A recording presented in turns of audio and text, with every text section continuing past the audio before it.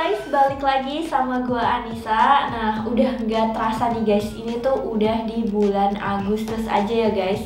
Kurang lebih selama 1 bulan ke depan, 1 bulan lagi itu iPhone 15 bakalan launch guys di bulan September nanti. Siapa nih kalian yang udah nunggu-nunggu buat ganti device-nya ke iPhone 15 atau bahkan kalian malah nunggu adik-adiknya si iPhone 11 ini turun harga? Langsung aja tonton videonya sampai habis. Tapi sebelum masuk ke videonya, jangan lupa subscribe dan nyalain tombol loncengnya.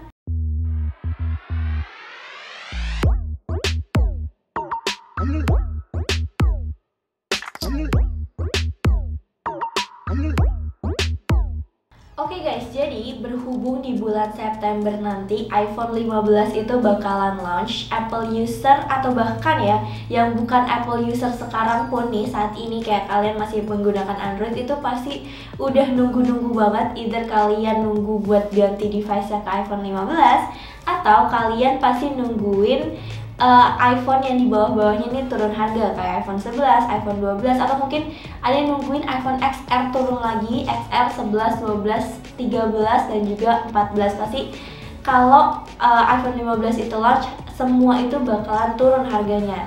Nah, kalau kalian yang kedua nih, kayaknya langkah yang tepat buat kalian nonton video ini dulu.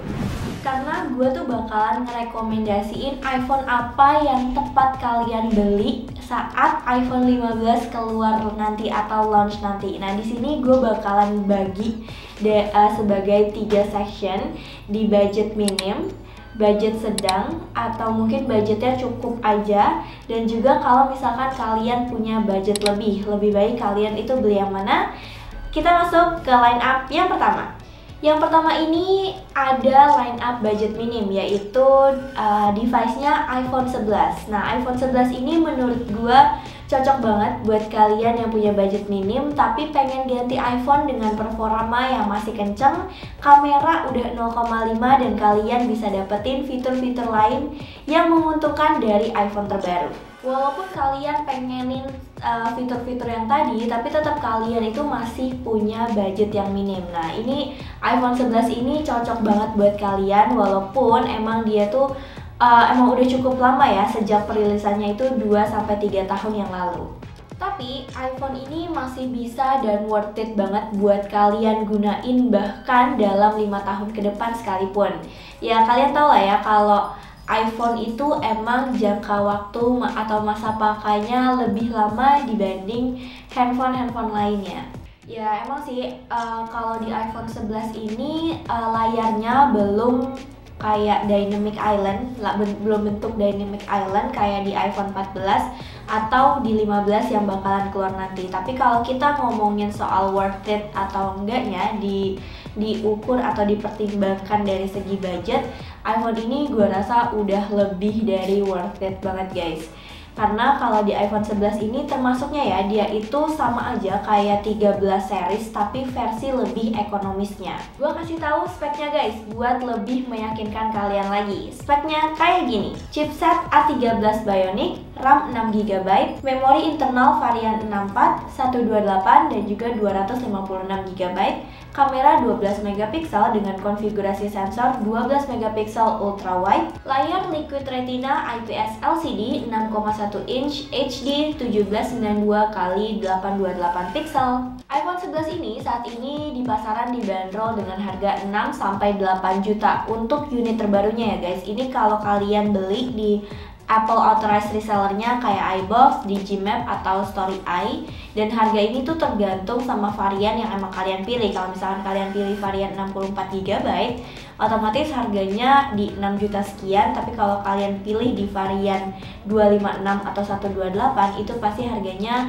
di 8 juta atau bahkan lebih. Oke guys, next kita bahas untuk budget yang cukup aja. Bukan cukup banget ya guys, cukup aja, itu di iPhone 12. Nah, iPhone ini tuh cocok banget kalau kalian yang emang punya budget lebih sedikit dan kalian tuh berpikir mau iPhone yang kelihatan lebih baru, kelihatan sedikit terbaru dari segi dan juga dari segi desain, layar, dan materialnya. Karena di iPhone 12 ini dari segi desain, layar, dan juga materialnya itu mirip banget, hampir sama banget kayak di iPhone 13.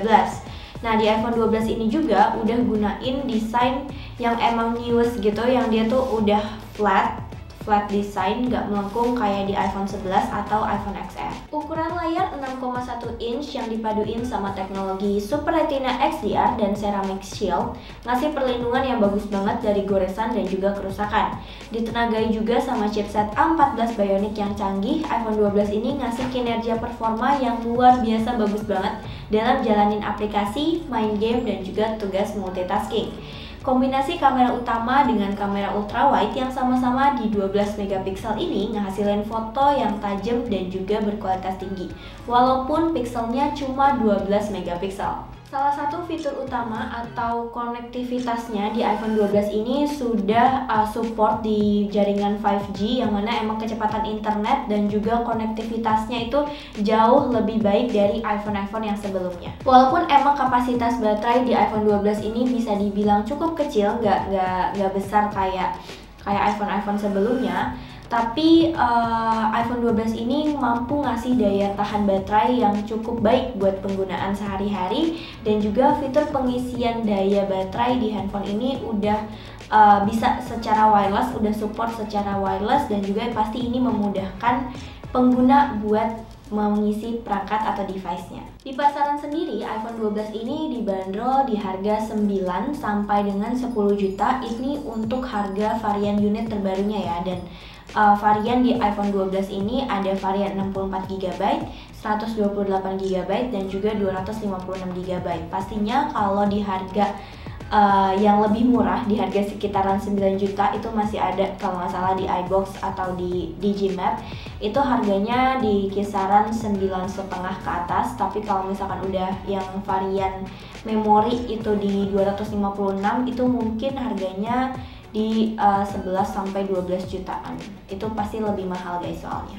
Oke, next untuk rekomendasi yang terakhir, yaitu kalau budget kalian yang udah jatuhnya tuh udah berlebih, jadi kalian udah nggak mikirin budget lagi, itu gue saranin kalian secara 50%, presentase 50% itu buat kalian beli di iPhone 14 Pro. Kenapa sih gue saranin presentasenya 50% buat kalian beli di 14 Pro ini? Karena rumornya ya guys, masih rumor itu iPhone 15 nanti pas launch harganya bakalan lebih murah dari iPhone 14. Tapi kan kita nggak tahu the truth-nya atau facts-nya kayak gimana. Makanya gue saranin buat kalian, pasti kalau misalkan iPhone 15 ini launch dan kalian masih punya budget berlebih, kalian mending beli yang 14 Pro. Kenapa sih 14 Pro? Karena dari segi layarnya dia ini udah menganut Dynamic Island, layarnya udah ada island yang kecil itu di tengah-tengahnya. Terus untuk dari desainnya dia udah flat juga, udah dari iPhone 12 ke atas udah flat design.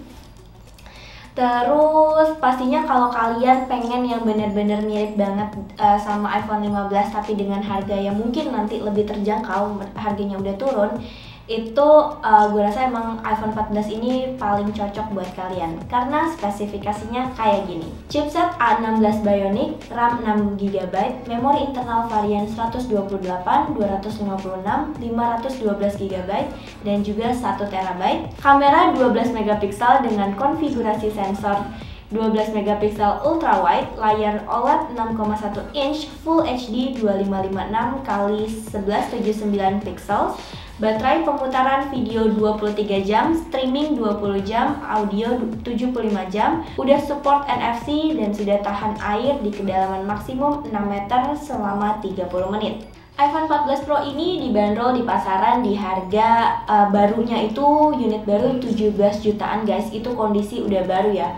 Dan estimasi turun harga kalau misalkan nanti iPhone 15 launch itu bisa di 14 sampai 15 juta. Gimana? Kalian udah gak sabar nungguin iPhone 15 nanti turun harga? Ya walaupun kalian gak nungguin iPhone 15 ya juga sih, pasti kan nungguin iPhone yang ada di bawah nih, adik-adiknya iPhone 15 ini turun harga atau anjlok harganya. Nah kalau kalian salah satu user handphone lain atau user iPhone yang mau ganti handphone barusan, iPhone yang gue rekomendasikan barusan, tulis di kolom komentar. Atau kalian punya rekomendasi iPhone lain gas langsung aja tulis di kolom komentar. Kalau kalian mau tahu harga laptop kalian, langsung klik link yang ada di description box yang ada di bawah. Gue Anissa, see you guys later. Bye.